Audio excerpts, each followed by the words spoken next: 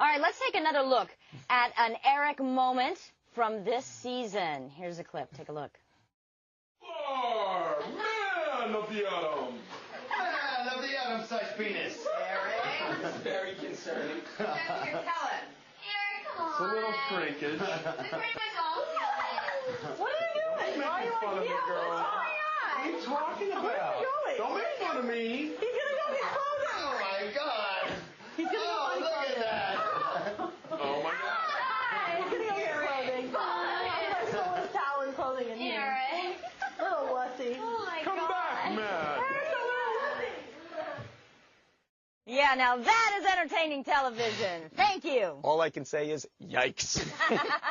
Yikes. Frightening. I appreciate, though, the people in the house that just have a good time and don't worry. Because it's you guys who bring us the best moments. The fact that Zach embraced the bunny suit, makes it so much better. The fact that you put on the women's clothes and you pranced around proudly, Eric. Well, I said it all throughout this process. I said this is a once-in-a-lifetime opportunity, and I am going to make the most of every moment. I said I don't want people whining. I don't want people complaining. I'm going to go in there, and strategically and personally, I'm going to have fun. And honestly, I didn't take a minute for granted. I loved every second of it. Wow, good. Good for you.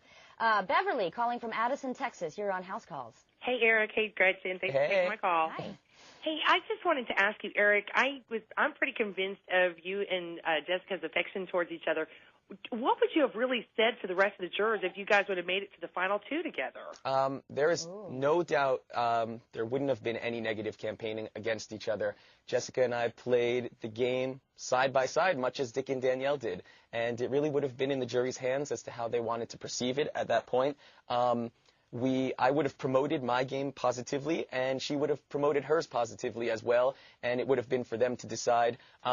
I know this is hard for people to believe. It's shocking for my friends and family to believe. I would have been equally satisfied if Jessica won the game than if I won the game. We were partners from the very, very, very beginning. And just like Dick and Danielle said, for the two of us to be sitting there was all I would have asked for. And for either one of us to win would have been great. I think it would have been a really close vote. Is that true? Oh, it's absolutely true. That's crazy, though. You go into a game to win for yourself. You're a big fan. You're America's player. You're working your butt off.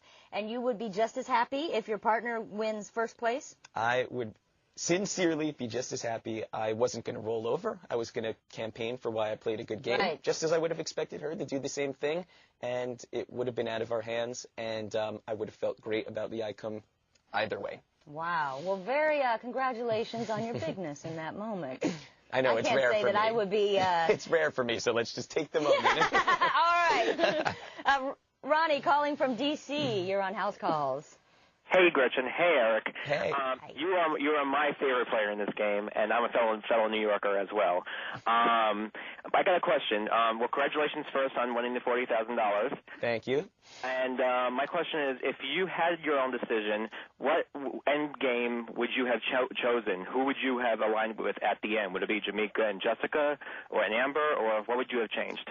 In my ideal scenario, my final three would have been myself, Jessica, and Jamaica, no doubt about it. We were close right from the very beginning. It was the closest trust that I had in the game.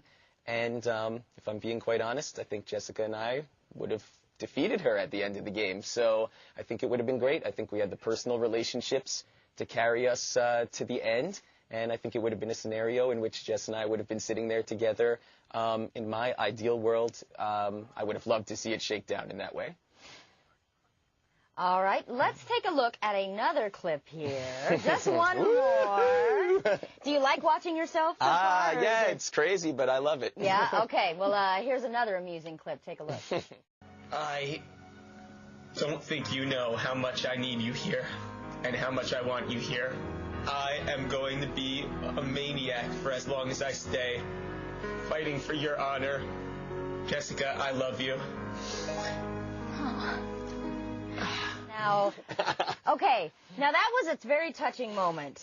And I was shocked that you or anybody actually, because it's such a big step to say, I love you.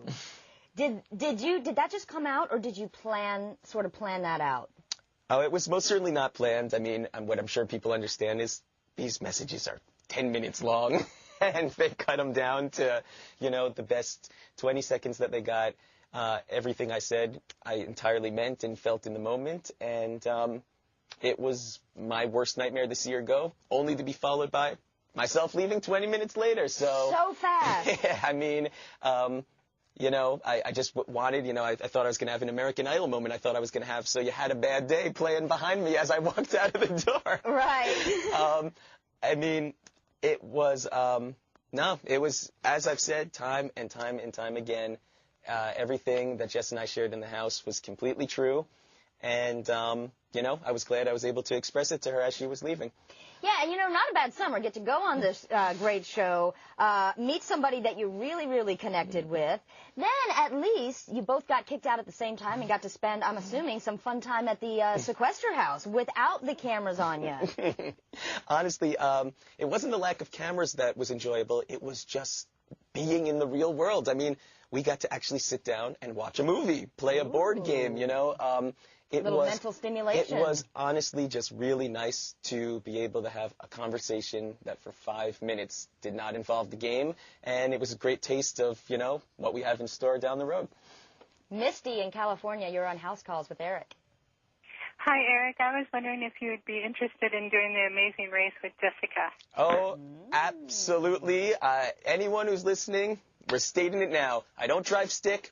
I don't know how to ride a bike. I get car sick when I'm reading in the car, but I'll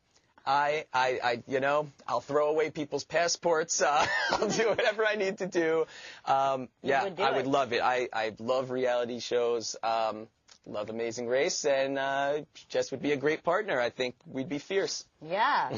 Well, and the thing about the House Calls fans and Big Brother fans in general is we don't like to see it end, and we don't like to see it go. So whenever it does, we start trying to figure out how many other shows we can take our favorite characters and plug them into so we can keep watching. So I guess get working on that, folks. If you want to see any of these house guests, start writing away. Write to somebody in charge. I have no shame. I'm in it 100%. Alexandra, also calling from New York. You're on House Calls with Eric. Hi. Hey. I am curious, because you pretty much stuck to what America told you to do. But I noticed you... Hey. I am curious, because you pretty much stuck to what America told you to do.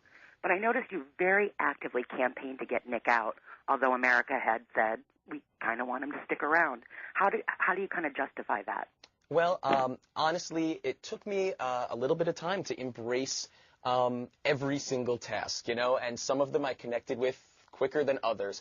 Nick and Joe, I perceive them as being the two biggest threats to myself in the game.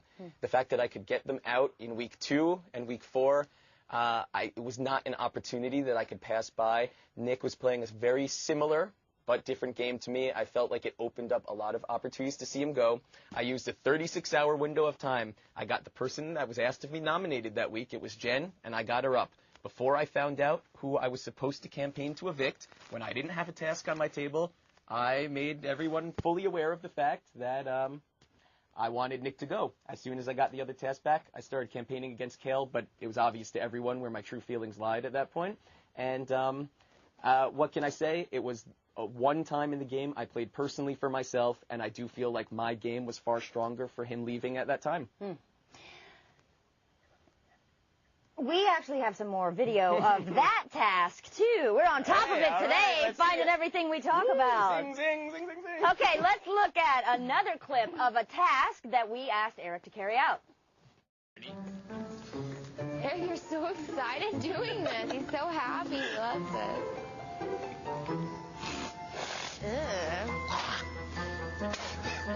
Ooh, I missed. Go clean that up. Go on. Come on.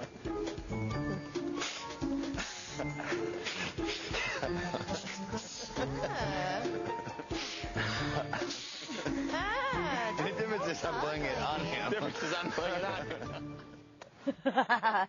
Did you enjoy that task? Oh, that was the best. I couldn't have mimicked a better person. I mean, his whole manner and way about him is hilarious. I knew he'd be a great sport. He was a very worthy adversary, but I wasn't going to back down either. I was completing the task no matter how absurd it was. Yeah. And I think for the most part, everyone else would either slap me in the face or just be like, get the hell away from me at this point. And Dick stood there, he smiled, he made it a challenge for me, and I didn't back down either, and I think it made for some really classic moments.